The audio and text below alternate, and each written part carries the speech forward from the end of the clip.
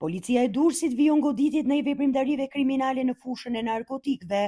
Operacioni koduar Parandalimi ka çuar në arrestimin e një 55 vjeçari të dyshuar për posedim dhe shitje të farave të kanabisit. Sipas njoftimit zyrtar, specialistët për hetimin e narkotikëve në bashkëpunim me Komisariatin e Policisë Durrës dhe forcën e posaçme operacionale kanë ndërhyrë pas informacioneve operative për një shtetas që transportonte fara kanabisi drejt qytetit bregdetar.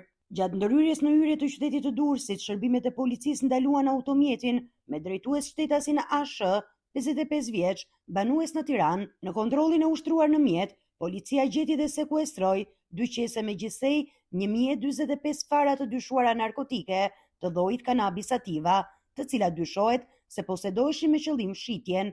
Gjithashtu, u sekuestrua dhe automjeti i përdorur për transportin e tyre.